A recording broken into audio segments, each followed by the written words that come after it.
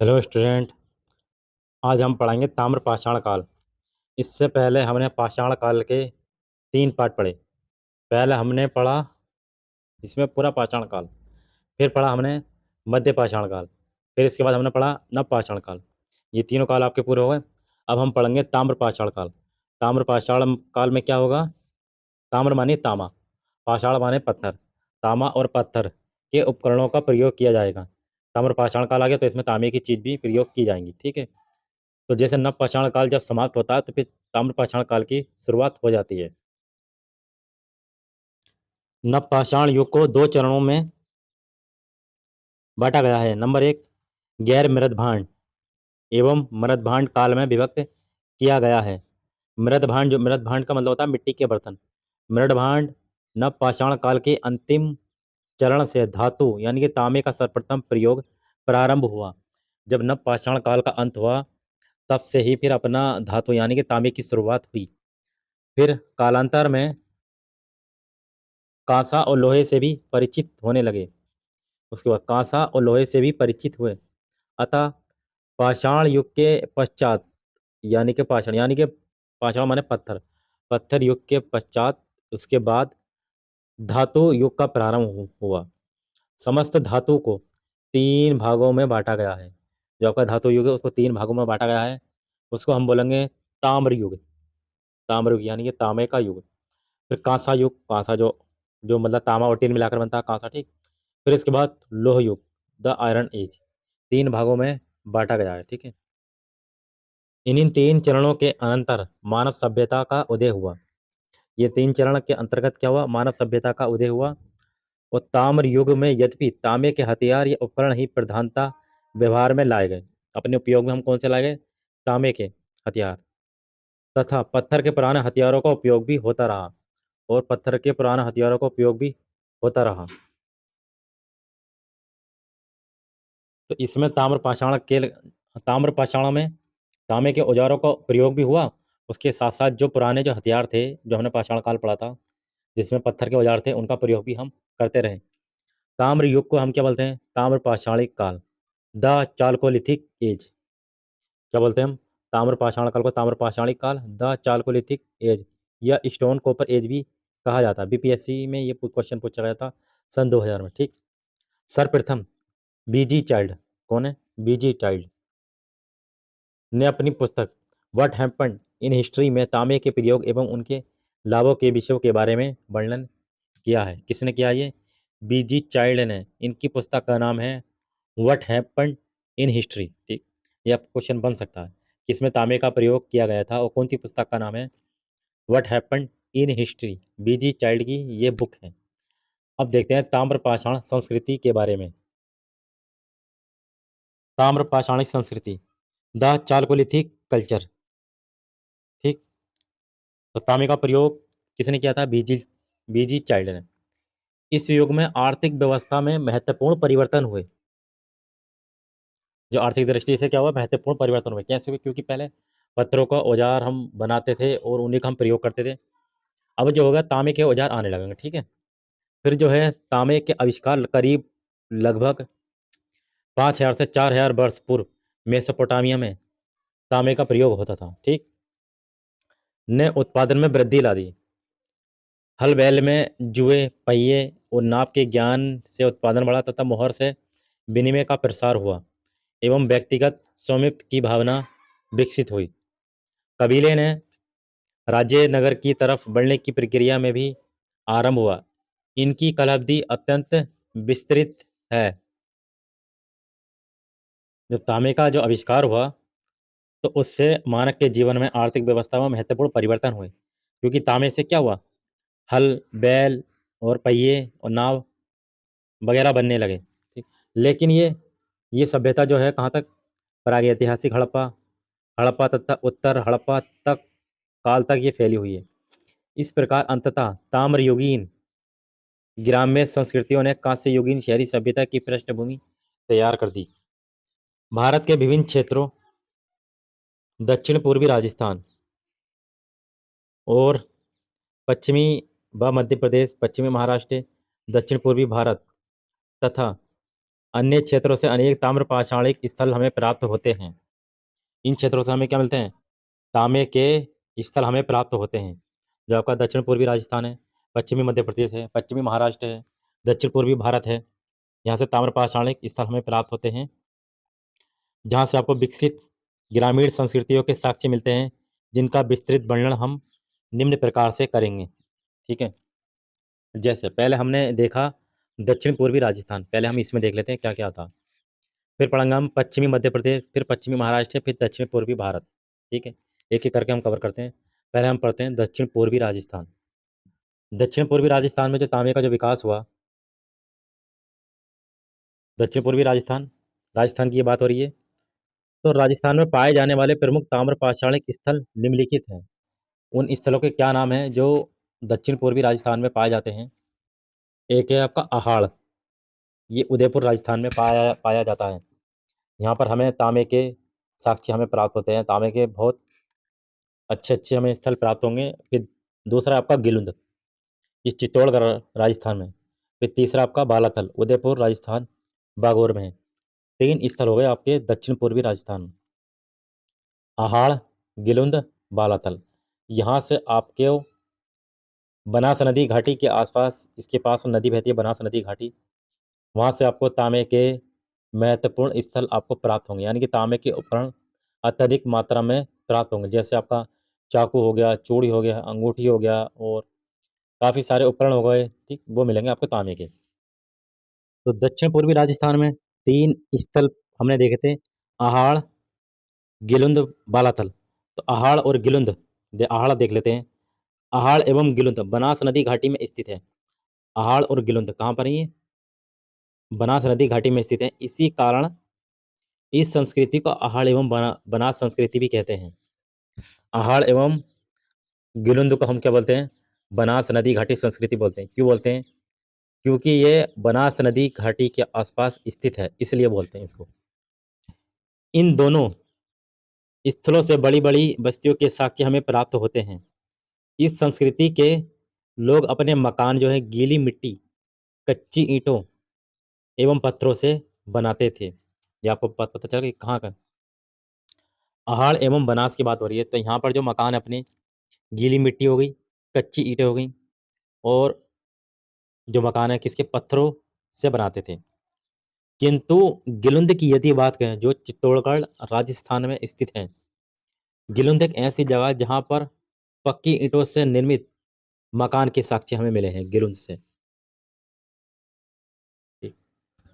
कहाँ से हमें? गिलुंद से। यहाँ के जो है कुछ मकानों में चूल्हे यानी कि तंदूर के साक्ष्य मिलते हैं, जिसमें हमें क्या? रोटी पकाते हैं, रोटी। इन स्थलों से कई प्रकार के मृद भांड प्राप्त होते हैं। मृद भांड मतलब मिट्टी के बर्तन। किंतु कुछ मृद भांड काले एवं लाल रंग के मिले हैं। कौन से मिले हैं? काले एवं लाल रंग के, जिनमें से कुछ पर सफेद ज्यामितीय आकृति उत्कीर्ण है। इनमें कौन सी आकृति है? ज्यामितीय आकृति है। किस रंग से है? सफेद रंग से है।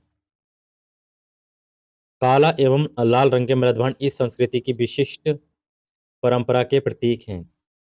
यदि ताम्रपाषाण युग की बात करें, तो इसमें काले एवं लाल रंग के मृदभांड हमें प्राप्त हुए हैं, जिस पर सफेद रंग की ज्यामितीय आकृति के लाइनें खींची गई हैं। यहाँ से कई मुखों वाले चूल्हे और पैरों से चलने वाली चक्की, कई मुखों वाले चूल्हे और पैरों से चलने वाली चक्की, चरखा, लोहे की वस्तुएं हमें प्राप्त होती हैं। कहाँ से? गिलुंद से। ठीक, बनास नदी घाटी के आसपास जो स्थित है। अब कुछ और देख लेते हैं अहाड़ से। अब आप बात करते हैं अहाड़ की। तो अहाड़ की हम बात करें, अहाड़ से अत्यधिक मात्रा में ताम्र उपकरण, ताम्र मतलब तांबे के उपकरण हमें प्राप्त होते हैं अहाड़ से, जिनमें आपको तांबे की क्या मिली है? कुल्हाड़ी, चाकू, चूड़ियाँ, अंगूठी आदि हमें मिले हैं अहाड़ से। किंतु यहाँ से पाषाण उपकरणों के साक्ष्य नहीं प्राप्त होते। ये बात इंपॉर्टेंट आगे निकल करके नोट में ये बात लिखने की है। अहाड़ संस्कृति हमें पाषाण यानी कि पत्थरों के औजार हमें नहीं प्राप्त होते हैं।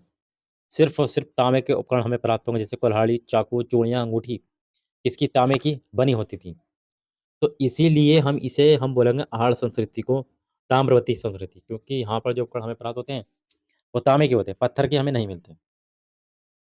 इसीलिए हम अहाड़ संस्कृति को एक अन्य नाम देते हैं जिसको हम बोलते हैं ताम्रवती, यानी कि तांबा प्राप्त होता है, तांबे वाली संस्कृति बोलेंगे हम इसको। अहाड़ संस्कृति को हम बोलेंगे ताम्रवती संस्कृति। यहाँ से आपको तांबे के गलाने की प्रक्रिया का भी साक्ष्य प्राप्त होता है। कितने बड़े लेवल पे यहाँ पर काम होता है अहाड़ में। यहाँ पर भट्टियाँ वगैरह मिलनी है जिसपे तांबा को गलाते थे और उस गला के इनको अलग-अलग साँचों में ढालकर तांबे की चीज़ें बनाया करते थे अहाड़ से। इस संस्कृति के लोग ताम्र निर्मित उपकरणों का निर्यात मध्य प्रदेश एवं दक्षिणी भारत के क्षेत्रों को करते थे। इस संस्कृति के जो लोग हैं तांबे से बने हुए उपकरणों का निर्यात निर्यात यानी कि भेजना, ये जो माल अपना कहाँ पर मध्य प्रदेश एवं दक्षिणी भारत के क्षेत्रों को करते थे। अब दक्षिणी भारत में आगे जैसे आपका कर्नाटक हो गया, आंध्र प्रदेश हो गया, तमिलनाडु हो गया, यहाँ को करते थे, ठीक। तो अहाड़ संस्कृति की प्रमुख विशिष्टता जो है वो टेराकोटा के बैल हैं। अहाड़ संस्कृति की प्रमुख विशेषता टेराकोटा के बैल हैं। यहाँ से कांसे की बनी एक चादर हमें प्राप्त होती है। कांसे की बनी एक चादर हमें प्राप्त होती है अहाड़ संस्कृति से। अब अहाड़ के उत्तर पूर्व में स्थित है गिलुंद, जहाँ पर पक्की ईंटों के हमें मकान मिला है। अहाड़ के उत्तर पूर्व में स्थित है गिलुंद, जिला चित्तौड़गढ़, राजस्थान। यहाँ से आपको स्तंभ गर्त के साक्ष्य हमें प्राप्त होते हैं। यहाँ से प्रस्तर फलकों के उद्योग के भी प्रमाण मिलते हैं। प्रस्तर यानी कि पत्थर। उदयपुर जिले में स्थित बालाथल, एक बालाथल भी था ना अपना, उदयपुर जिले में स्थित बालाथल एक नवीनतम ज्ञात स्थल है। एक नया खोजा गया स्थल है बालाथल। इसकी खोज बी एन मिश्रा ने की थी। किसने की थी? बी एन मिश्रा ने। यहाँ से यू आकार के चूल्हे, बेर एवं पाषाण उपकरणों के साथ साथ काले एवं लाल रंग के मृदभांड के साक्ष्य हमें प्राप्त होते हैं। कहाँ से? बालाथल। बालाथल कहाँ पर है आपका? उदयपुर राजस्थान में है। इसकी खोज बी एन मिश्रा ने की थी, बी एन मिश्रा ने। और एक बीजी चाइल्ड हैं जिन्होंने तांबे का प्रयोग किया था और उसका वर्णन किया था, ठीक। तो यहाँ पर आपको यू आकार के चूल्हे मिलते हैं बालाथल से, बेर मिलता है और जो पाषाण यानी कि जो पत्थरों के जो औजार बने होते थे वो मिले हैं और इसके साथ मिट्टी के बर्तन मिले हैं, काले और लाल रंग के होते थे और उन पे सफ़ेद ज्यामितीय आकृति बनाई जाती थी। पूर्वी राजस्थान की बात करें, पूर्वी राजस्थान से प्राप्त एक स्थल है गणेश्वर नामक स्थल, विशेष रूप से उल्लेखनीय है। कौन सा स्थल? गणेश्वर। कालक्रम की दृष्टि से इसे 2800 ईसा पूर्व से, कितनी? 2800 ईसा पूर्व से 2200 ईसा पूर्व माना जाता है। कालक्रम की दृष्टि से इसे 2800 ईसा पूर्व से 2200 ईसा पूर्व माना जाता है। किसको माना जाता है? जो गणेश्वर नामक स्थल प्राप्त हुआ हमें, कहाँ से प्राप्त हुआ? पूर्वी राजस्थान से, ठीक। यहाँ से आपको तांबे यानी कि तांबे के उपकरण के साथ साथ पत्थर के छोटे छोटे उपकरण माइक्रोलिथिक के साक्ष्य भी हमें प्राप्त होते हैं। ये हड़प्पा समकालीन स्थल था। ये हड़प्पा के समकालीन स्थल था। माइक्रोलिथिक की यदि बात होगी तो जैसे मध्य पाषाण काल वगैरह आ गया, उसकी एक बात होगी। छोटे छोटे उपकरण हमें यहाँ से मिलते हैं। इस स्थल के जो निवासी हैं तांबा निर्मित वस्तुओं एवं उपकरणों का निर्यात हड़प्पा को करते थे। तो तांबे की जो वस्तुएं हैं किसे? हड़प्पा को भेजा करते थे। जैसे उदाहरण के रूप में गणेश्वर के दोहरे छल्ले वालों पिन जो है वो हड़प्पा में प्राप्त हुई हैं। उदाहरण के लिए गणेश्वर जो पूर्वी राजस्थान में है, यहाँ से दोहरे छल्ले मिले हैं वाले जो पिन हैं जो हड़प्पाई स्थलों से हमें प्राप्त होते हैं, हड़प्पा से हमें प्राप्त हुए हैं दोहरे छल्ले। तो ये कहाँ पर? तांबे के बने होते थे। इस संस्कृति के निवासियों का प्रमुख उद्यम कृषि एवं पशुपालन था। इनका प्रमुख व्यवसाय क्या था? कृषि किया करते थे और पशुपालन भी किया करते थे। और जब कृषि करते थे तो ये लोग जो है गेहूँ, धान, जौ, चना, मूंग आदि की खेती करते थे। और जब पशुपालन करते थे तो क्या था इनका पशुपालन में? जैसे भैंस हो गया, गाय, बैल, बकरी, भेड़ आदि पशुओं को ये लोग पालते थे। तो आपका जो है दक्षिण पूर्वी राजस्थान हमने पढ़ लिया। अब हम पढ़ेंगे पश्चिमी मध्य प्रदेश।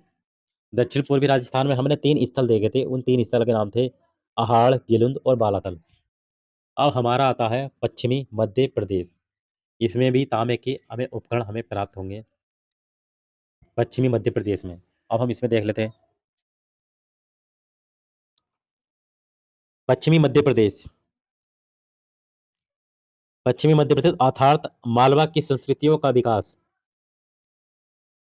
नर्मदा नदी घाटी में हुआ है। मध्य प्रदेश नर्मदा नदी के आसपास बसा हुआ है, तो इसका विकास जो हुआ है कहाँ पर हुआ है? नर्मदा नदी घाटी में हुआ है। यहाँ से आपको कायथा, एरण, नागदा, नब्दाटोली एवं महेश्वर आदि प्रमुख ताम्र पाषाणिक स्थल हमें प्राप्त होते हैं। जो आपका मध्य प्रदेश है, तो आपके 5 स्थल हैं यहाँ पर, कायथा, एरण, नागदा, नब्दाटोली, महेश्वर। आप याद रखना, दक्षिण पूर्वी राजस्थान में हमने 3 स्थल हमने हमने पढ़े, अहाड़, गिलुंद और बालाथल। इसी तरीके से हम पश्चिमी मध्य प्रदेश के जो स्थल हैं 5, कायथा, एरण, नागदा, नब्दाटोली, महेश्वर, ये 5 ताम्र पाषाणिक स्थल हैं आपको।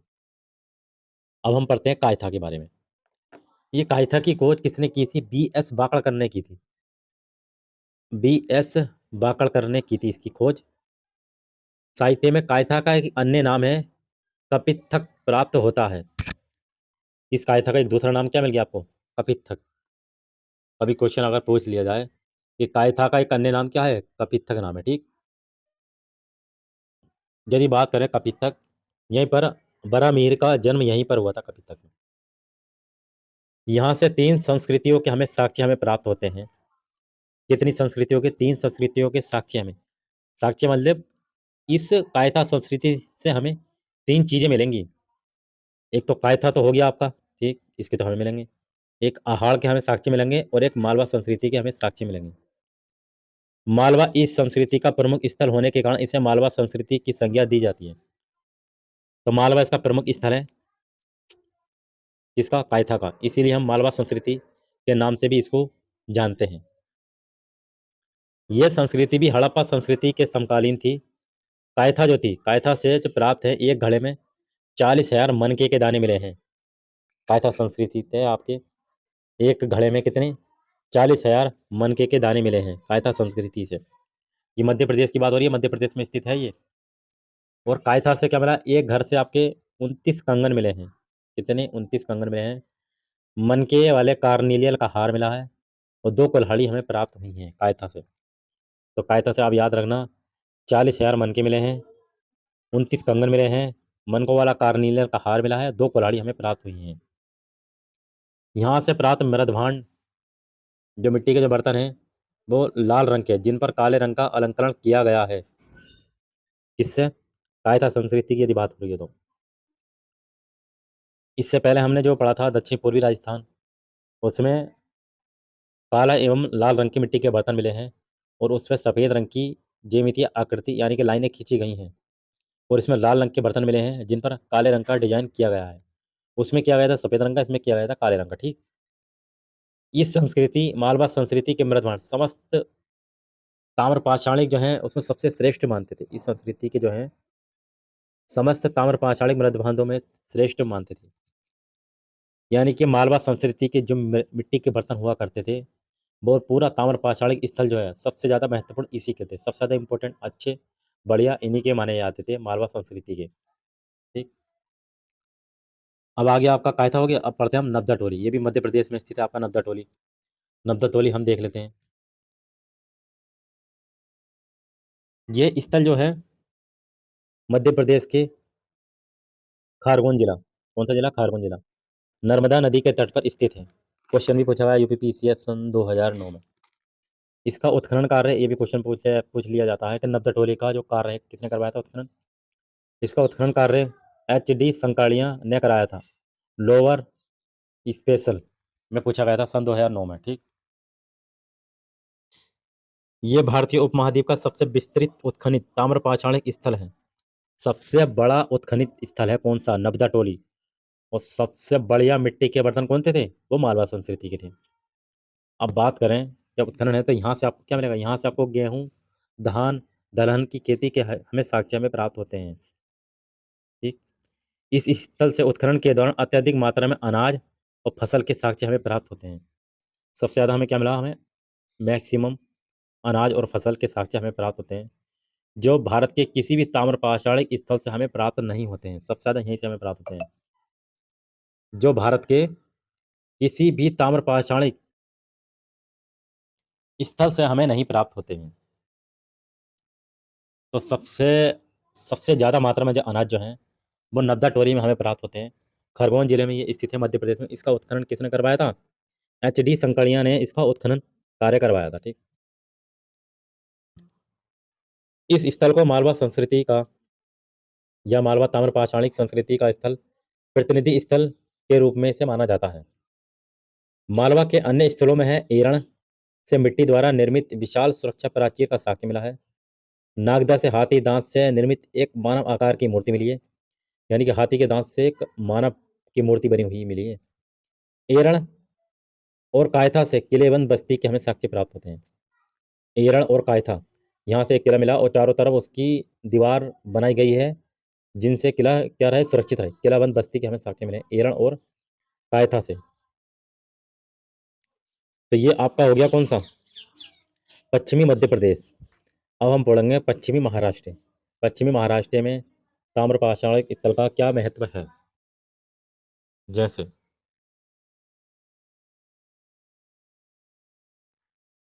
सबसे अधिक ताम्रपाषाणिक स्थल इसी राज्य से हमें प्राप्त होते हैं। कहाँ से हमें ताम्रपाषाणिक स्थल? याद करते हुए चलना कुछ। जैसे यदि बात करें, सबसे ज़्यादा मात्रा में अनाज हमें कहाँ से मिले हैं? नद्दा टोली से, ठीक। सबसे अच्छे जो बर्तन हैं, मिट्टी के बर्तन, वो किसके श्रेष्ठ माने जाते थे? मालवा संस्कृति के, ठीक। अब कहते हैं, अब ये कह रहा है कि सबसे अधिक जो ताम्र पाषाणिक स्थल हमें कहाँ से प्राप्त होते हैं? पश्चिमी महाराष्ट्र से हमें प्राप्त होते हैं। यहाँ के प्रमुख स्थलों में जो है जोरवे, नेवासा, आपका चंदौली, इनाम गांव, आपका दायमाबाद, सोनगांव, नासिक हैं। इन्हें जोरवे संस्कृति की उपमा दी जाती है। यदि बात आ जाए जोरवे संस्कृति हम किससे कहते हैं? जोरवे संस्कृति हम उन्हें कहते हैं, ये पश्चिमी महाराष्ट्र में जो ताम्र पाषाणिक स्थान है, जैसे जोरवे, नेवासा, चंदौली, इनाम गांव और दायमाबाद, सोनगांव, नासिक, इन्हें हम बोलते हैं सब कुछ जोरवे संस्कृति, ठीक।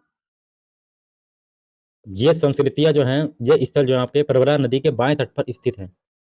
कहाँ पर? प्रवरा नदी महाराष्ट्र में बहती है, ये बाएं तट पर स्थित है। ये एकमात्र जोरवे संस्कृति से ही सोने के आभूषण हमें प्राप्त होते हैं।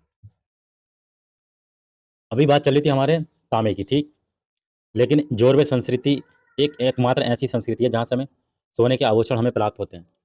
तो इस जोरवे संस्कृति में सभी आ गए, जैसे हमने पीछे पढ़ा था इनाम गांव, ठीक, देमाबाद, ये सब। यहाँ से हमें क्या मिला?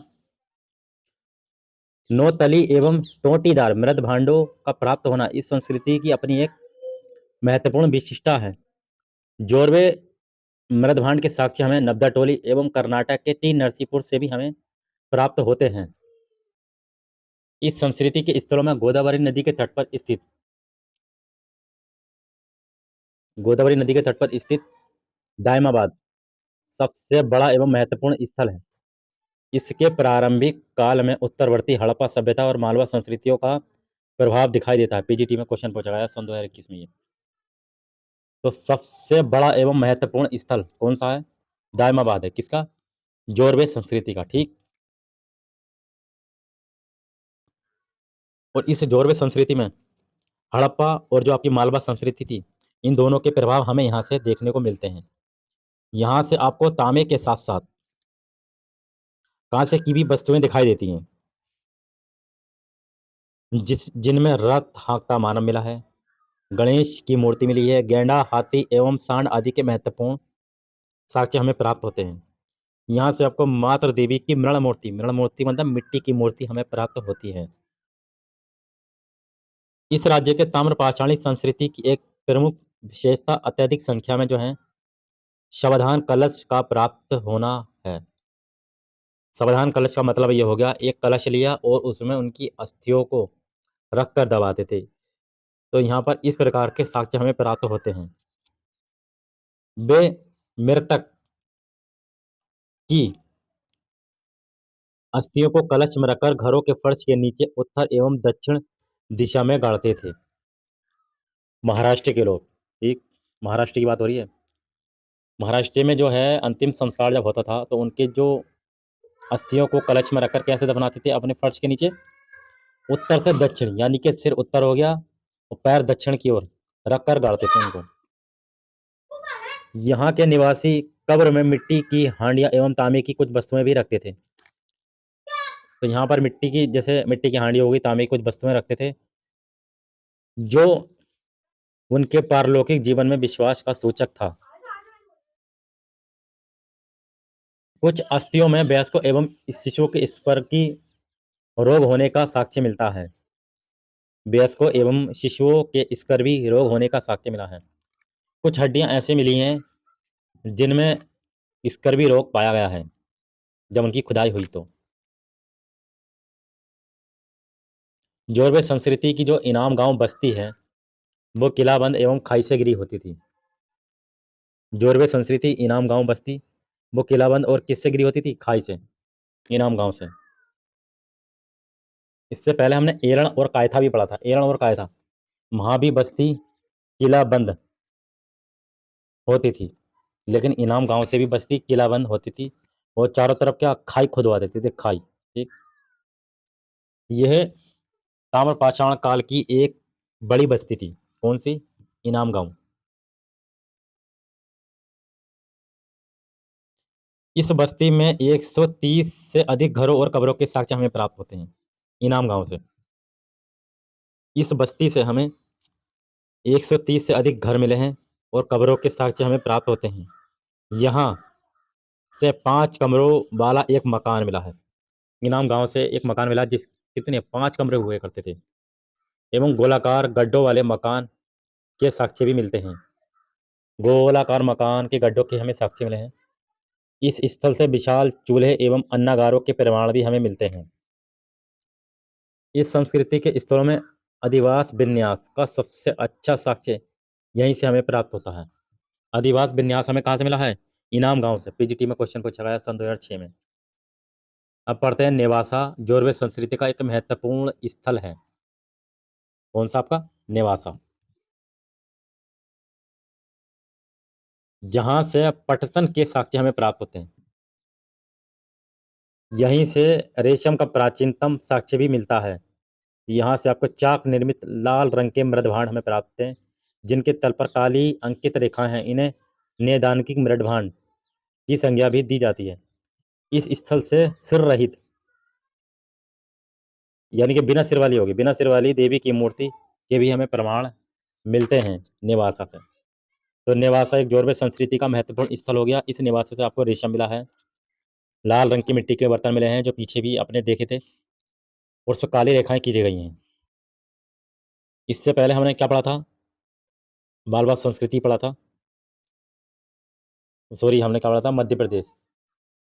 तो उसमें लाल रंग की मिट्टी के बर्तन मिले हैं, उसमें भी क्या है, काली रेखाएं खींची गई हैं, वो काली रेखाएं खींची गई हैं। उससे पहले हमने पढ़ा था पश्चिमी राजस्थान, उसमें काले एवं लाल रंग के मृदभांड मिले हैं, उसमें सफ़ेद रेखाएं खींची गई हैं।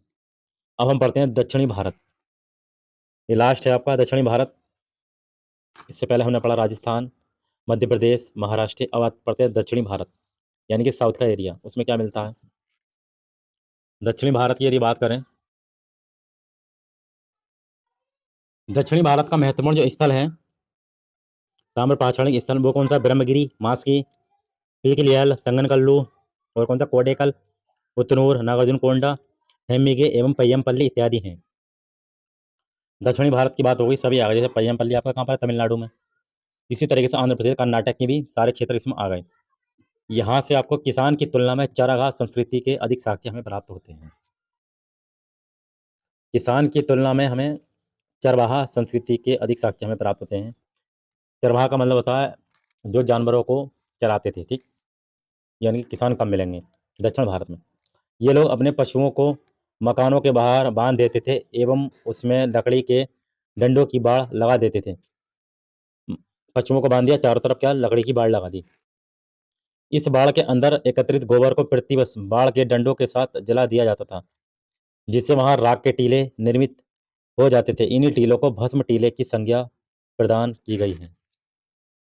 तो अपने घर के बाहर वो पशुओं को बांधते थे, पशुओं को बांधने के बाद एक बाड़ बनाते थे लकड़ी का चारों तरफ, बीच में उनका गोबर इकट्ठा किया करते थे। उस गोबर को कुछ टाइम के बाद जला दिया करते थे, फिर क्या एक राख बच जाती थी। इसी को हम बोलते हैं भस्म टीले का नाम दिया गया है, जो दक्षिण भारत में हमें प्राप्त होता है। दक्षिण भारत में स्वर्ण धातु का उपयोग इस संस्कृति काल से प्रारंभ होता है। स्वर्ण यानी कि सोना। दक्षिण भारत में स्वर्ण धातु का उपयोग इस संस्कृति काल से प्रारंभ होता है। इसी क्षेत्र के टेक्कल कोट से, इससे टेक्कल कोट से सोने से बना हुआ लटकन के साक्ष्य हमें प्राप्त होते हैं। यहाँ से चाक निर्मित चित्रित मृद भांड एवं धातुओं के प्रयोग के साक्ष्य भी हमें प्राप्त होते हैं। दक्षिण भारत की बात हो रही है। अब आपका बात करते हैं पूर्वी भारत। पूर्वी भारत में क्या क्या आपको मिला है। इस क्षेत्र के प्रमुख ताम्रपाषाणिक स्थलों में बिहार का है आपका चिरांद, सोनपुर, सेनुवार और का ताराडी आदि प्रमुख स्थल हैं। इसके अतिरिक्त इसके अलावा पश्चिम बंगाल से महिषादल एवं और क्या पांडु, राजार डीबी इत्यादि प्रमुख स्थल हैं। ये आपके कहाँ पर हुए? बिहार में। महिषादल, पांजू, राजार डीबी, चिरांद, सोनपुर, सेनोबी, ताराडी ये प्रमुख स्थल हैं भारत के। यहाँ से भी आपको क्या मिला? तांबा मिला है। अब कुछ, ये तो पूरी भारत रहा, ठीक। अब कुछ हम देख लें ऊपरी गंगा घाटी एवं गंगा यमुना दोआब। यहाँ से आपको क्या क्या मिला? कुछ ताम्रपाषाणिक स्थल की खोज हुई है, यहाँ से कुछ मिला है क्या? नहीं, देख लेते हैं अभी। ऊपरी गंगा घाटी एवं गंगा यमुना दोआब इस क्षेत्र के ताम्रपाषाणिक स्थलों में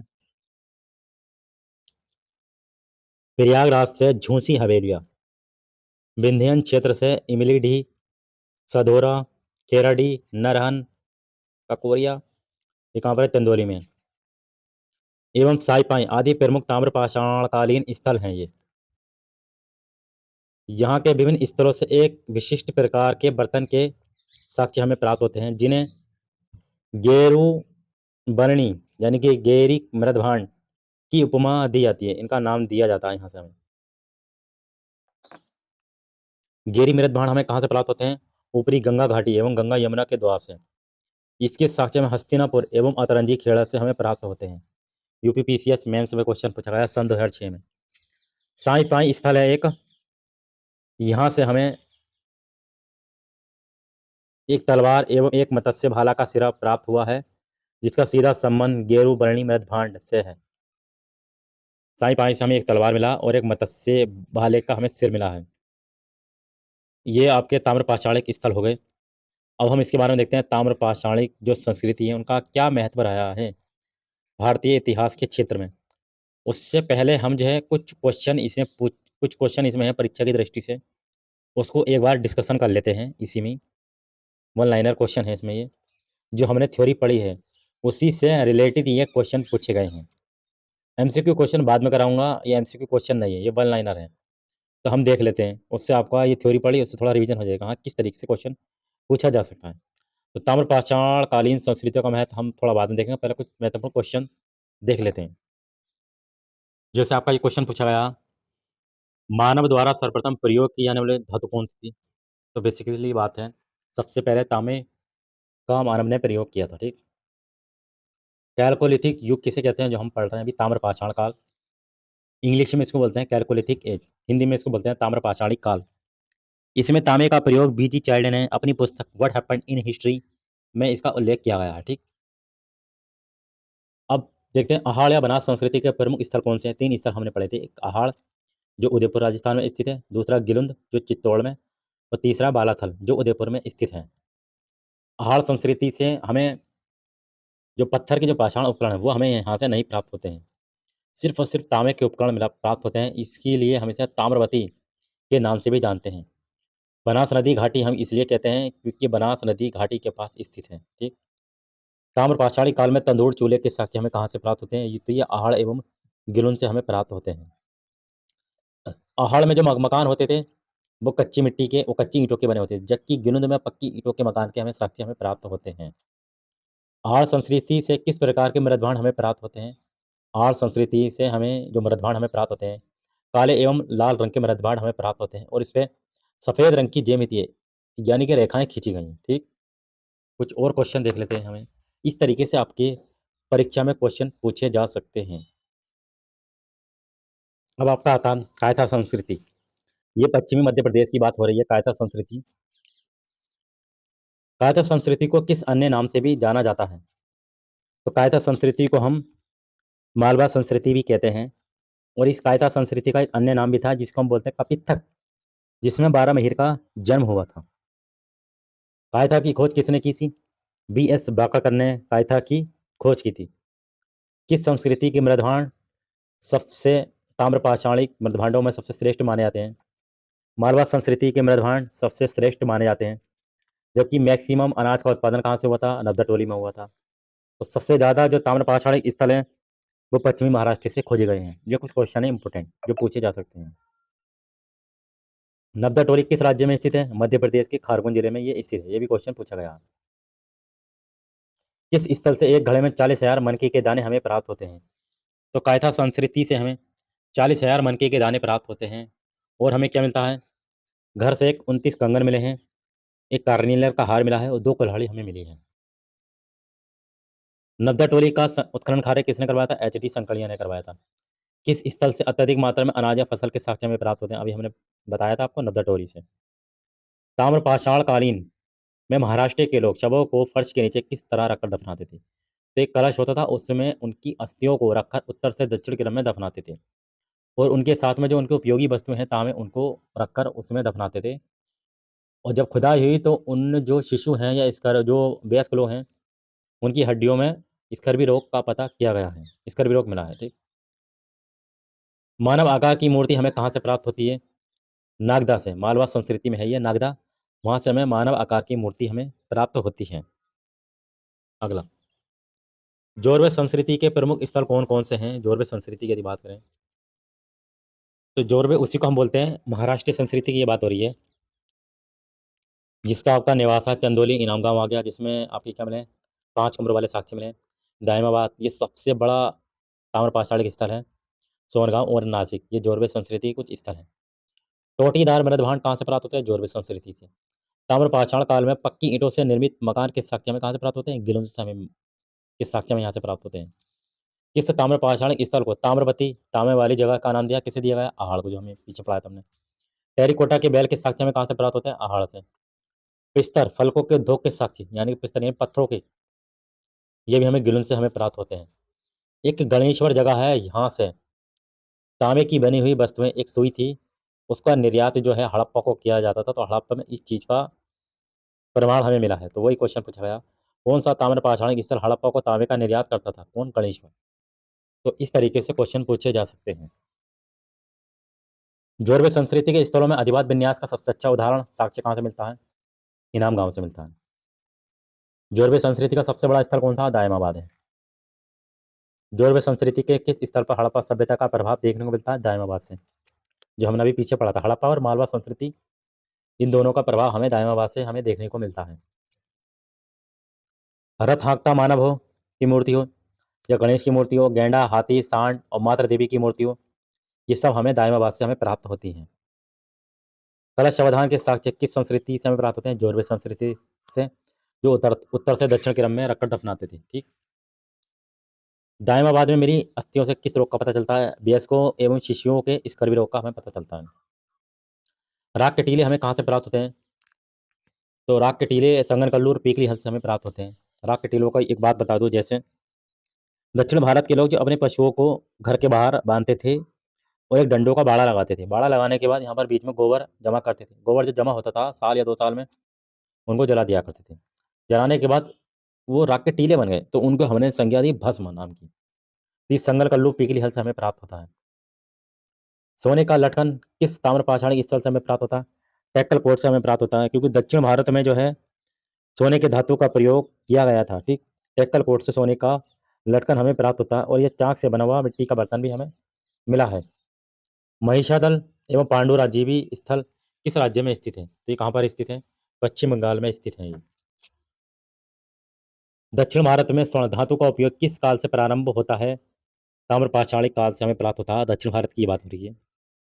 गेरू बरणी गैरिक मृदभांड हमें हस्तिनापुर एवं अतरंजी खेड़ा ऊपरी गंगा घाटी एवं गंगा यमुना दोआब क्षेत्र से हमें प्राप्त होता है। क्वेश्चन पूछ लगाया ये। गंगा घाटी की नरहन संस्कृति किससे संबंधित है? ताम्र पाषाणिक संस्कृति से संबंधित है। कुछ बहुत सारी संस्कृति हो गया है, कुछ इस तरह जैसे इमिलिडी हो गया, सदौरा हो गया, गेराडी हो गया, ककोरिया हो गया चंदौली में, साईपाई हो गया। साईपाई से आपका एक तलवार मिला है। महाराष्ट्र के जोरवे संस्कृति का कौन सा स्थल किलाबंद था? इनाम गांव। एक एरण भी वहां भी किलाबंद का साक्ष्य में मिला है।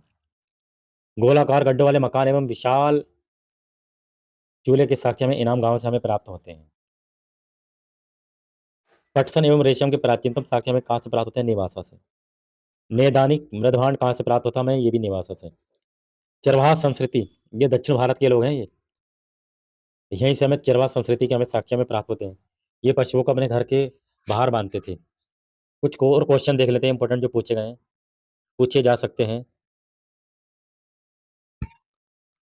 किस स्थल काल में ग्रामीण कृषक यानी किसान समुदाय का गठन हुआ है? ताम्रपाषाणिक काल में। किस स्थल से एक तलवार एवं भाले का सिरा प्राप्त हुआ है? अब ये कहाँ की बात हो रही है आपकी? पूर्वी भारत की, यानी ऊपरी गंगा घाटी एवं गंगा यमुना दोआब, यूपी की बात समझ लो, वहाँ की बात हो रही है। साईपाई से आपका गंगा यमुना दोआब क्षेत्र से एक तलवार और एक भाले का सिरा हमें प्राप्त हुआ है, और एक मत्स्य। सर्वप्रथम चित्रित मृदभांड का प्रयोग किस संस्कृति के लोगों ने किया था? ताम्रपाषाण संस्कृति के लोगों ने किया था। भारत में सबसे प्राचीन ताम्रपाषाण कालीन बस्तियां कहाँ से पाई गई हैं? मालवा एवं मध्य भारत क्षेत्र में ताम्रपाषाण कालीन संस्कृतियां देखने को मिलती हैं। सर्वप्रथम किस काल के लोगों को तांबा गलाने की विधि का ज्ञान प्राप्त हुआ? तांबे की बात हो रही है तो ताम्रपाषाण काल की बात आएगी। ठीक। ताम्रपाषाण काल में प्रायद्वीपीय भारत में किस प्रकार के आवासों का निर्माण किया गया था? आयताकार एवं वृत्ताकार मकान में ये लोग रहते थे। विभिन्न क्षेत्रों में विकसित ताम्रपाषाणिक संस्कृतियों का आपस में संपर्क का माध्यम था, व्यापार का माध्यम था, और आयात निर्यात ये लोग किया करते थे। किस स्थल से प्राप्त पात्र पर शिव पशुपति के सादृश्य चित्र अंकित है? दायमाबाद से। बिना सिर वाली छोटी छोटी मूर्ति हमें कहाँ से प्राप्त होती हैं? इनाम गांव से हमें प्राप्त होती हैं। ये क्वेश्चन इस तरीके से परीक्षा की दृष्टि से पूछे जा सकते हैं। अब हम देख लेते हैं ताम्रपाषाण कालीन संस्कृतियों का क्या क्या महत्व है। ताम्रपाषाण कालीन संस्कृतियों का महत्व, important of the chalcolithic culture. भारतीय संस्कृति के विकास में ताम्रपाषाणिक काल का योगदान अत्यधिक महत्वपूर्ण रहा है। भारतीय संस्कृति के विकास में ताम्रपाषाणिक काल का योगदान अत्यधिक महत्वपूर्ण है। समस्त भारत में ग्रामीण किसान समुदायों का गठन इसी काल में हुआ। ग्रामीण किसान समुदाय का गठन ताम्रपाषाणिक काल में हुआ। यह भी क्वेश्चन पूछा गया था। इसी काल में आधुनिक भारतीय ग्रामीण समाज की नींव पड़ी। संपूर्ण भारतीय क्षेत्र से इस संस्कृति के साक्ष्य हमें प्राप्त होते हैं। इस संस्कृति के लोगों ने नदी एवं पहाड़ियों के निकट बस्तियां बसाई। ये लोग जो है सूक्ष्म पाषाणों एवं पत्थर के अन्य उपकरणों के साथ साथ तांबे के उपकरणों का भी प्रयोग करते थे। तांबे का तो उपयोग करते थे, उसके साथ जो पत्थर के जो औजार जो पाषाण काल में थे उनका भी प्रयोग करते थे ये लोग। इन लोगों को तांबा गलाने की विधि का ज्ञान था। जब ताम्रपाषाण काल आएगा तो तांबा गलाने की विधि का इनको ज्ञान होगा। जैसे हमने पढ़ा था आहार संस्कृति जो तांबे के नाम से जानी जाती है। तांबे के उपकरण हमें पश्चिमी एवं मध्य भारत में अधिक प्राप्त होते हैं। पश्चिमी एवं मध्य भारत में जो आपका राजस्थान वाला एरिया है वहाँ से, वो जो मध्य प्रदेश वाला एरिया, किंतु मध्य गंगा घाटी क्षेत्र से हमें बहुत कम मिले हैं। यूपी की यदि बात करें तो बहुत कम हमें मिले हैं। लगभग सभी ताम्रपाषाणिक संस्कृतियां चाक निर्मित लाल एवं काले मृदभांडों का प्रयोग करती थी। इसीलिए इन्होंने सर्वप्रथम चित्रित धूसर मृदभांड का प्रयोग किया गया है। चित्रित धूसर मृदभांड उसे बोलेंगे क्योंकि इस काल में ज्यादातर जो है काले एवं लाल मिट्टी के बर्तनों का प्रयोग किया गया है, इसीलिए हम बोलते हैं चित्रित धूसर मृदभांड। यदि बात आई है चित्रित धूसर मृदभांड किसे कहते हैं, तो इस समय काले एवं लाल रंग की मिट्टी के बर्तनों का प्रयोग किया गया है। लेकिन कुछ पश्चिमी मध्य दक्षिण में अलग अलग आकृतियां, ज्यामितीय आकृति, जैसे सफेद रंग की ज्यामितीय आकृति, लाल रंग की ज्यामितीय आकृति, लेकिन बेसिकली जो है मिट्टी के बर्तन काले एवं लाल रंग के ही हुआ करते थे। जिनको हमने चित्रित धूसर मृदभांड का नाम दिया। दक्षिण भारत में नवपाषाण काल अनिश्चित रूप से ताम्रपाषाण काल में परिवर्तित हो गया। नवपाषाण काल ताम्रपाषाण काल में परिवर्तित हो गया। इसी कारण इन संस्कृतियों को नवपाषाण कालीय ताम्रपाषाण संस्कृति की संज्ञा दी जाती है। भारत में सबसे प्राचीन बस्तियां मालवा एवं मध्य भारत क्षेत्र में थीं, जबकि कायथा एवं एरण की बस्तियां थीं, किंतु अन्य भागों विशेष रूप से पश्चिमी महाराष्ट्र एवं राजस्थान में इस संस्कृति के लोगों का बाहर से आकर बसने के साक्ष्य भी हमें प्राप्त होते हैं।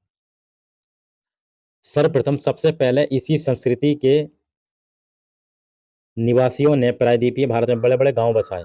इन्होंने यहाँ के निवासी मिट्टी के गारे एवं नरकुल से आयताकार एवं वृत्ताकार मकानों का निर्माण करते थे। ये लोग, इस संस्कृति के लोग, बड़े बड़े गांव बसाए, आयताकार घर एवं वृत्ताकार घर बनाए इन्होंने। ठीक, इस काल के लोग जो हैं नवपाषाण काल की तुलना में अधिक अनाज का उत्पादन करते थे। तो धीरे धीरे जब विकसित होगा तो फिर उसी तरीके से उत्पादन भी ज़्यादा होने लगेगा। विशेष रूप से पश्चिमी भारत में जो है गेहूं, जौ एवं मूंग, और दक्षिण एवं पूर्वी भारत में चावल का उत्पादन करते थे। पश्चिम के भारत में गेहूं, जौ और मूंग, और दक्षिण और पूर्वी भारत में चावल का उत्पादन करते थे ये लोग। विभिन्न संस्कृतियों का आपस में संपर्क का माध्यम जो है व्यापार था, यानी कि आयात निर्यात था। आपस में लोग आयात निर्यात के माध्यम से व्यापार किया करते थे। कंगन की चूड़ियां बनाने के लिए सीपियां एवं कोड़ियों को सौराष्ट्र के सुदूर समुद्र तट के अन्य क्षेत्रों को निर्यात किया जाता था, यानी कि भेजा जाता था। टेक्कल कोट, ये कहाँ पर, कर्नाटक। यह वही था जो आप दक्षिण भारत में आपने पढ़ा था। यहाँ से सोने का लटकन हमें सबसे पहले प्राप्त होता, और यहाँ से हमें सोने का, इसका सोने का एवं हाथी दांत का निर्यात जोरवे संस्कृति को किया जाता था। हाथी दांत का निर्यात जोरवे संस्कृति को किया जाता था। जोरवे संस्कृति कौन सी होगी? जो महाराष्ट्र की आसपास की जो संस्कृति है। धार्मिक पद्धतियों के माध्यम से भी यह संस्कृतियां आपस में एक दूसरे से जुड़ी रहीं। ये संस्कृतियां स्तरों से वृषभ यानी कि बैल एवं मातृ देवी की मूर्तियों के भी साक्ष्य हमें प्राप्त होते हैं। बैल और मातृ देवी की मूर्ति हमें प्राप्त होती है। दायमाबाद से आपको शिव पशुपति से अंकित चित्र वाले पात्र प्राप्त होते हैं, जिसमें एक देवता को पशुओं तथा बाघ एवं मोर पक्षियों से घिरा हुआ दिखाया गया है। दायमाबाद से विभिन्न क्षेत्रों से प्राप्त अग्निकुंड से अग्नि पूजा के संकेत हमें प्राप्त होते हैं। कुछ सिरविहीन, बिना सिर वाली छोटी छोटी मूर्तियां इनाम गांव से हमें मिली हैं, जिनकी तुलना महाभारत कालीन देवी विशिरा से की जाती है। तो कुछ बिना सिर वाली हमें मूर्तियां मिली हैं। कहाँ से हमें मिली हैं? इनाम गांव से हमें प्राप्त होती हैं। अग्निकुंड के भी हमें साक्ष्य मिले हैं। कुछ मोर पक्षियों के हमें साक्ष्य मिले हैं। शिव पशुपति की मूर्ति मिली है हमें दायमाबाद से। इस काल में विभिन्न संस्कृतियों के साक्ष्य हमें प्राप्त होते हैं।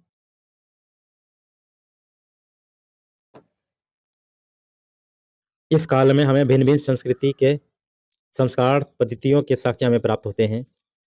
दक्षिण भारत में मृतक को भी पूर्व से पश्चिम दिशा में रखकर दफनाया जाता था। इससे पहले हमने महाराष्ट्र में पढ़ा था, वो उत्तर से दक्षिण, जबकि महाराष्ट्र में उत्तर से दक्षिण दिशा में। और पूर्वी भारत में आंशिक सावधान के साक्ष्य हमें मिलते हैं, किंतु पश्चिमी भारत में संपूर्ण सावधान के प्रचलित साक्ष्य में हमें मिलते हैं। तो पूर्व पश्चिम की यदि बात करें तो पूर्व से पश्चिम दिशा में रखकर दफनाते थे दक्षिण भारत में। महाराष्ट्र में उत्तर से दक्षिण, यानी कि सिर हो गया पूर्व को, पैर हो गया दक्षिण में दफनाते थे। पूर्वी भारत की बात करें तो आंशिक सावधान। आंशिक सावधान का मतलब यही हो गया कि उसके शव को बाहर रखकर छोड़ दिया, और जो पशु पक्षी ने खा लिया, बाकी जो अस्थियां रही उनको बाद में दफना दिया। ये आंशिक सावधान हो गया।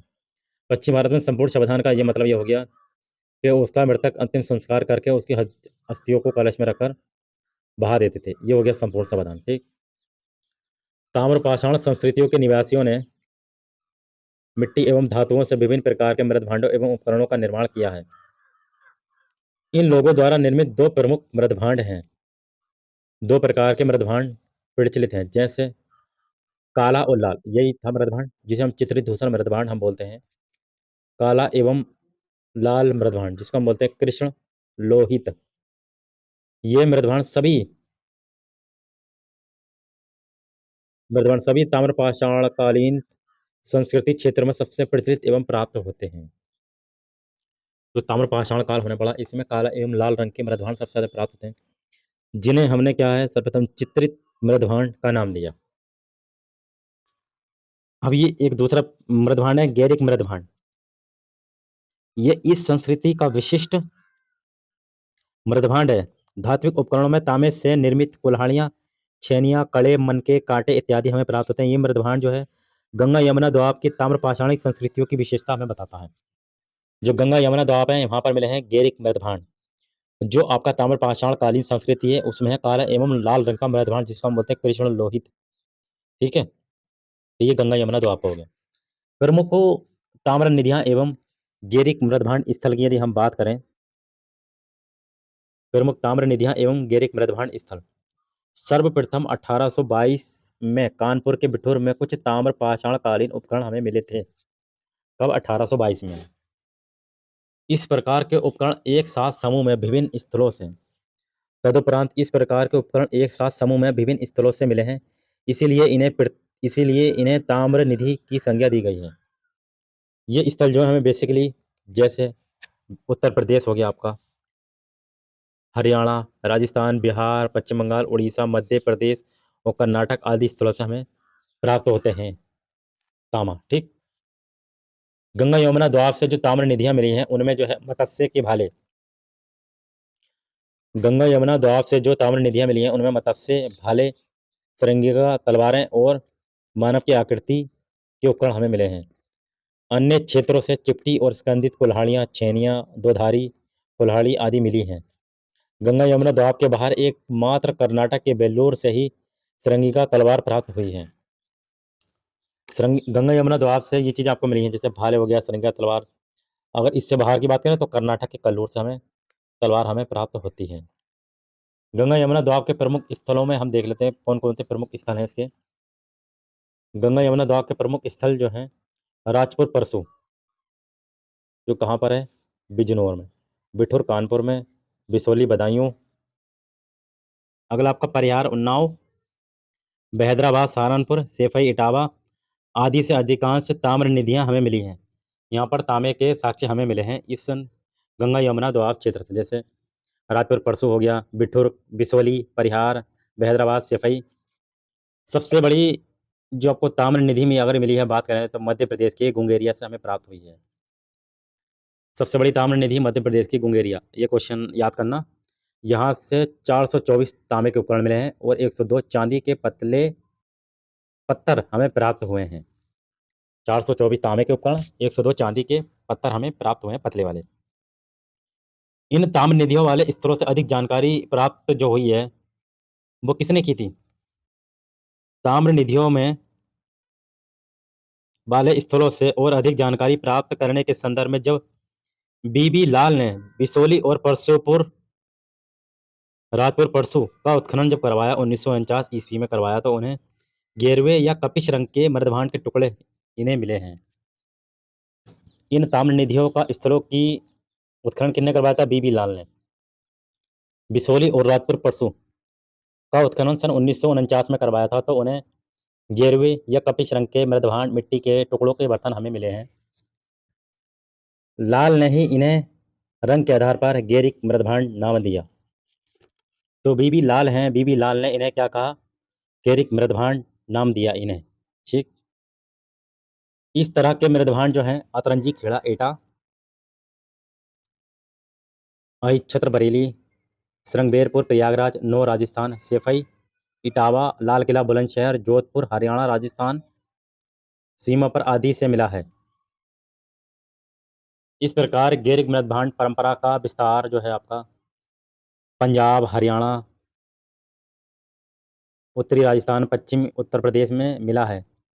सेफई से गैरिक मृदभांड के साथ साथ एक मत्स्य भाला भी मिला है। एक मत्स्य भाला भी हमें मिला है। अधिकांश विद्वानों का मानना है कि ताम्र निधियों और गैरिक मृदभांडों के निर्माता एक ही संस्कृति के थे। तो अधिकांश विद्वानों ने माना कि ताम्र नदियां हैं और गैरिक मृदभांड हैं, इनके निर्माता एक ही संस्कृति के थे।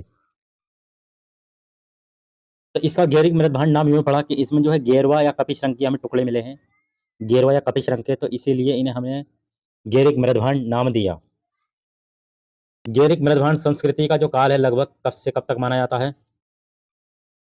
2000 ईसा पूर्व से लेकर 1500 ईसा पूर्व के बीच माना जाता है। गेरिक मृदभांड का सर्वाधिक मोटा जवाब जो है राजस्थान हरियाणा की सीमा पर स्थित जोधपुर से हमें मिलता है। गेरिक मृदभांड का जो जवाब है आपको कहाँ से मिलेगा? जोधपुर से हमें मिलता है। हस्तिनापुर, अतरंजी खेड़ा, अहिच्छत्र, श्रृंगबेरपुर, नौ के उत्खनन में प्राप्त ये पात्र सबसे निचले स्तर से हमें मिले हैं। नौ के उत्खनन में प्राप्त पात्र ये सबसे निचले स्तर से हमें मिले हैं। प्रारंभिक पात्र अलंकरण विहीन हैं, परंतु कुछ पात्रों पर काले रंग से ज्यामितीय रेखाओं व पत्तियों से अलंकरण किया गया है। परंतु कुछ काले रंग से ज्यामितीय रेखाओं व पत्तियां आदि से अलंकृत किया गया है, यानी कि डिजाइन किया गया है। लाल किले से मिले एक बर्तन पर कुवड़ वाला वृषभ यानी कि बैल का चित्र मिला है। लाल किले से एक बर्तन मिला है, वहां पर एक कुवड़ वाला बैल का हमें चित्र हमें मिला है। गेरिक मृदभांड के निर्माता कौन लोग थे, इस पर विद्वानों ने मत के नहीं है। कुछ विद्वानों का मानना है कि ये गंगा घाटी के मूल निवासी थे। जो गेरिक मृदभांड के जो बर्तन हमें मिले हैं, तो उसमें ये मानना है ये लोग कौन थे। वही कुछ विद्वान इन्हें हड़प्पा सभ्यता के लोग जोड़ते थे। गेरिक मृदभांड के प्रयोक्ता ग्राम्य जीवन व्यतीत करते थे। ये बांस बल्ली घास फूस के घर बनाकर स्थायी निवास करते थे। अतरंजी खेड़ा से धान जौ और दालों के कार्बनीकृत दाने हमें मिले हैं। ये गंगा घाटी में कृषि का प्राचीनतम साक्ष्य है। कुछ इंपोर्टेंट क्वेश्चन भी इसमें पूछे गए, हम क्वेश्चन हम देख लेते हैं। ये क्वेश्चन आपके कैसे हैं, जैसे अभी आपने पढ़ा दक्षिण भारत में मृतक को किस तरह रखकर दफनाते थे? पूर्व से पश्चिम। आंशिक सावधान के साक्ष्य कहाँ से प्राप्त होते हैं? पूर्वी भारत से। ताम्रपाषाण काल की समस्त संस्कृतियों में सर्वाधिक प्रचलित मृदभांड कौन सा? काला एवं लाल, जिसको हम बोलते हैं कृष्ण लोहित मृदभांड। ताम्रपाषाण काल का विशिष्ट मृदभांड कौन सा? सबसे विशिष्ट कौन सा? गेरिक मृदभांड। भारत में सर्वप्रथम तांबे के उपकरण कांटेदार बर्छी कहाँ से प्राप्त होती है? 1822 ईस्वी में बिठूर कानपुर से हमें प्राप्त होती है। ताम्र निधियों का संबंध, सबसे बड़ी ताम्र निधि हमें कहाँ से प्राप्त होती है? गुंगेरिया मध्य प्रदेश से हमें प्राप्त होती है। ताम्र निधियों का संबंध किस मृदभांड से है? गेरिक मृदभांड से है ताम्र निधियों का संबंध। अधिकांश गेरिक मृदभांड इस तरह में कहाँ से प्राप्त हैं? जो आपका गंगा यमुना का द्वाब है उसके ऊपरी हिस्से से हमें प्राप्त होते हैं। और सबसे अधिक गेरिक मृदभांड हमें कहाँ से मिले हैं? जोधपुर से हमें मिले हैं। गेरिक मृदभांड संस्कृति किस सभ्यता के समकालीन थी? तो कुछ लोग अलग अलग जीवन मानते हैं, लेकिन कुछ विद्वानों ने जो दिया कि हड़प्पा सभ्यता से समकालीन थी ये सभ्यता। ये क्वेश्चन इस तरीके से पूछे जा सकते हैं। अब हम पढ़ते हैं पाषाणकालीन चित्रकला। ठीक, पाषाणकालीन चित्रकला, ये आपकी ताम्र निधि हो गई कंप्लीट। ताम्र पाषाण काल। अब कुछ पाषाणकालीन हम चित्रकला के बारे में डिस्कशन और करते हैं। जो पाषाण काल था उसकी चित्रकला के बारे में हम चर्चा करते हैं कि किस प्रकार की चित्रकारी रही है उस समय के टाइम पीरियड में। जैसे मानव द्वारा की गई चित्रकारी का सर्वाधिक प्राचीन प्रमाण उच्चपुरा पाषाण काल का मिलता है। तदंतर मध्य पाषाण काल, नव पाषाण काल, ताम्र पाषाण काल में चित्रकला के और परिष्कृत स्वरूप दिखने मिलते हैं, जो इन कालों के जीवन को प्रतिबंधित करते हैं। ज्ञात है कि भारत के विभिन्न क्षेत्रों से शिलाश्रों और शैलों पर अंकित जो चित्र मिले हैं जिन्हें चित्रकला कहा जाता है, तो इनसे जो भी उपकरण मिले हैं उन पर जो डिजाइन हैं, जो चित्र हैं, उससे देखकर बताया जा सकता है ये किस काल का है। जैसे पाषाण काल के, मध्य पाषाण काल के, पुरा पाषाण काल के या ताम्र पाषाण काल के। तो सर्वप्रथम ए कार्लाइल ने 1967 से 68 ईस्वी मध्य प्रदेश के सोहागी घाटी में स्थित शैल असरसों से बने चित्रों की ओर विद्वानों का ध्यान आकृष्ट किया। इसके बाद जो है जे कार्कवन एवं ए कार्लाइन ने मिर्जापुर में प्राग ऐतिहासिक चित्रों की खोज की। कहाँ पर की? जे कार्बन और कार्लाइन ने मिर्जापुर में प्राग ऐतिहासिक चित्रों की खोज की, और ए एल कार्लाइन ने मध्य प्रदेश के सोहागी घाटी में स्थित शैलासरस चित्र के बने विद्वानों का ध्यान आकृष्ट किया। शैलीकृत विशेषताओं का वर्णन विषयों के आधार पर शिला चित्रकला को प्रागैतिहासिक, ताम्रपाषाणिक एवं ऐतिहासिक चित्रकला के रूप में वर्गीकृत किया जा सकता है। शिला चित्र जो है जम्मू कश्मीर, उत्तराखंड के पर्वतीय क्षेत्र, कुमाऊं क्षेत्र, उत्तर प्रदेश का पठारी क्षेत्र, मध्य प्रदेश व दक्षिण भारत से प्राप्त हुए हैं, जिसमें मिर्जापुर स्थित बाणगढ़, शाहपुर, घोड़ामगर, मेहडरिया, मध्य प्रदेश के रायसेन जिले में स्थित भीमबेटका, पंचमढ़ी आदि उल्लेखनीय है, जहाँ से हमें पाषाणकालीन हमें चित्रकला प्राप्त होते हैं। उच्च पुरा पाषाणकालीन चित्रों में पशुओं की आकृति के आकार में बड़ी है, कुछ तो 2 से 3 मीटर की हैं। लोगों को छोटे छोटे समूह में दर्शाया गया है, जबकि मध्य पाषाणी चित्रों से ये आभास होता है कि इस समय पुरा पाषाण युग की अपेक्षा सामाजिक संगठन अधिक सुदृढ़ हो गए थे। मध्य पाषाणी चित्रों में लोगों को शिकार करते हुए, खाद्य सामग्री एकत्र करते हुए, मछली पकड़ते हुए, जैसे मध्य पाषाण काल आया तो धीरे धीरे मानव विकसित हो गया, जैसे शिकार किया, मछली पकड़ी, इसी तरीके से नवपाषाण काल आएगा तो और आदमी विकसित हो जाएगा, जैसे कृषि की शुरुआत हो जाएगी। ठीक, तो कृषि करते हुए कुछ पशुओं को पालतू रूप में प्रदर्शित किया गया है। इसके अलावा बच्चों के जन्म व पालन पोषण आदि को चित्रित किया गया है। पाषाणकालीन चित्रकारी में लाल, हरा, सफ़ेद पाषाणकालीन चित्रकारी में लाल, हरा, काला, सफ़ेद रंग का प्रयोग किया गया है। कौन सा रंग है? लाल, हरा, काला, सफ़ेद। कितने रंग हुए? 1 2 3 4 4 रंग हो गए। इस 4 रंग का प्रयोग किया गया है। ये रंग खनिजों से तैयार किए जाते थे। रंगों को टिकाऊ या पक्का बनाने के लिए इसमें पशुओं की चर्बी मिलाया जाता था। अगर रंग जैसे टिकाऊ बने, लंबे टाइम तक रुकें, तो उसमें पशुओं की चर्बी मिलाया करते थे पाषाण काल के लोग। ठीक, पाषाणकालीन चित्रकला के संदर्भ में महत्वपूर्ण तथ्य निम्नलिखित हैं।